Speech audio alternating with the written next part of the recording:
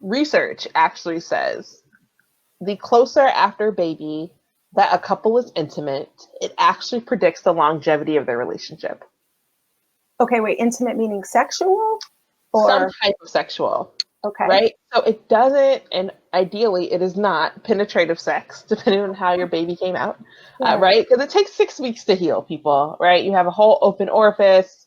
We don't want things to get infected, but intimacy. So how you all are close, whether that is hand holding, making out, spooning, if he just washes your incision site and you find that like really really intimate and close and they're taking care of you in a way, like those things count, but they have to be some sort of intimacy. It doesn't necessarily have to end in orgasm, which we all know, like we have this baseball model of sex in our head.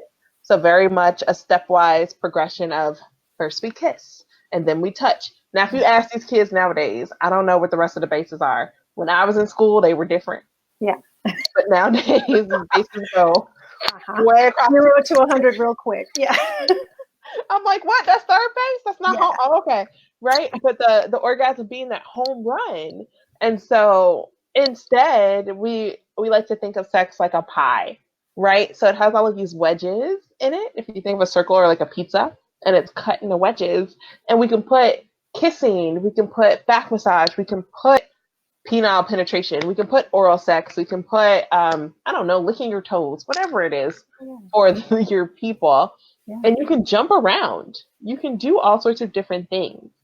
And with postpartum bodies that might be sore, that might be achy, that might be leaking in various ways, you talk about that with your partner. Like, you know what? I'm so tired.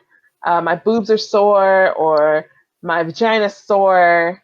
I really just need a foot rub. Can you please just like relinquish that, right? Yeah. That's really, really important. And that actually is a sign of intimacy. It's being vulnerable. It's taking care of a person. And that can be something that lights a candle for desire later down the line when you're able to come together the way you're used to coming together. And so for the people that have male partners, right, the more you do and alleviate the stress from the mom, the more likely she is to want to actually have desire. Right? So women tend to have a running list in their heads. And you might even experience this where you're kind of distracted during sexuality stuff, like sexy stuff. You're thinking, I still got to fold clothes. Is the baby crying? And once the baby gets here, you have phantom baby sounds. Yeah. The baby's not really crying. You just think you hear the baby's crying. You're wondering, like, if this is okay. Did this happen? And you're just running down a list. So you're not really present in that sexual moment, which can be, not satisfying for you and for your partner. But if you're a male, do more, right? So you already think you're doing a lot. You're not, do more, do more. So that means you got the dishes. That means maybe you're unfreezing meals. Maybe you're taking the baby on a walk around the house. Take the baby on a tour and be like, let me show you the little kitchen, little baby. This is a spoon. You're going to learn how to use this one day, right? And let that mom get another 2 hours of sleep. If it's a breastfeeding mom or a nursing mom, maybe she pumps once or twice during the day, right? And then she's going to have a little bit more energy, possibly to attend to your needs. She won't be necessarily as touched out. It's also really important for you to wear the baby, right? You're the dad. The baby needs to know your smell. The baby knows your voice because you've been talking to the belly, right? But the baby needs to know your smell. It needs to be on you. So let that mom, and for me, my babies were heavy. Like my kid was 16 pounds at 6 weeks, right? My 8-month-old is 25 pounds. So if you've ever been to the gym, the 25 pound, like, so I'm carrying that all day, right? My back is done, yeah. So strong. But when my partner comes home, my partner takes over. And I'm like, oh, I can bring my shoulders down from my ears. I can actually eat food and not inhale it to where I get indigestion. Those are or really... you don't even remember what you just ate. Right. And not to mention, like, nursing moms are hungry. Pregnant moms are hungry. You're a machine. Yeah, you just made perfect toes. You're making perfect toes. And they have no idea how hard it is to make a perfect foot. So you need a little bit more support. And so dads can step in and do that support. And that is a step closer. Never, ever, ever, ever, ever have sex when you don't want to. Mm-hmm. Right? I don't care how much your partner is asking for it. I don't care how angry they are. It is the quickest way to build resentment in your relationship. Yes. So baby in the bed, right? So depending on what your baby is doing, right? So early baby is sleeping swaddled, maybe in a DockATot on top of the covers, right? Because that's a safe way to do it, right? You can always do the pillow wall. So if you're uncomfortable, like the fact that the baby is right there, pillow wall, section off, and then go off the side of the bed, right? So this is where mom could be laying on the bed for doggy style and dad behind her. This is where you all can actually face opposite the baby, so the baby's at your back. So you don't even see the baby, you don't hear the baby. Now look, this is not where you're having macro levels high noise sex, okay? This is not all of the screams. This is not where you're doing that. Matter of fact, a great tip, put pillows behind your headboard so they don't knock at Okay. all.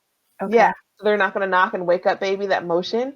Also, utilize the floor. So both of you can stand on the floor. One can lay on the floor. The other can lay on the floor. You can both be on the floor. You can be at the foot of the bed or the opposite side of the bed. If there's a crib in the room, so if you're like co-sleeping instead of bed sharing, you can always put up a little blanket on the side of the crib that faces you all, right? The babies sleep. They're not necessarily going to wake up, right? Unless you're like really loud. But, yep, and they're not going to be able to see you. Also remember, they're not coding memory at this Right. age, Yes. right? When your hormones are different, postpartum and nursing parents have a harder time with vaginal lubrication. So have a lubricant ready, have your favorite lubricant ready. I really love Sutil. It's natural. It's made in Canada, so it actually passes Canada's FDA versus America's FDA. Yeah. So have that lubricant handy, have it already open, so you're not like snapping open bottles. If it's a pump, that's better, but that way you're not waking up people. And then you have sex, right? And again, whatever that sex needs to look like for you all, right? So it might not be penetration, depending on where you are, depending on how comfortable you are. Know that sex is probably going to feel different. If you're worried about breast milk leaking, talk to your partner about that. Like, how do you feel about potentially tasting my breast milk? Well, I feel anxious about it. Can you be gentle with my breast, right? Or you're going to have, if you're nursing, sometimes kids are not gentle with your breasts. They can scratch them, they might bite down on them, right? They are their fun bags. So having your partner be super gentle with you can be really, really sexy and like they're taking care of you. And so being reminded of that. If you're going to use nipple clamps, just make sure you're going to clean them off afterwards because that breast milk can get in there. So think about how your body has changed just a little bit, right? Yeah. Or a lot of it. You might have weight in places that you didn't have weight before. Maybe it's going to be fun for your partner to nibble on that to see what's ticklish. If you've had a C-section, you might have some areas of numbness around your belly, around that scar site where places are being healing and still coming together. They also might be a little bit sore, so it might not be comfortable maybe to have sex on your belly, right? Maybe you need to have sex on your side instead. So keeping in mind that you go a little bit slow, figure out what works, and then go for broke. And that way you have beat the nighttime feed.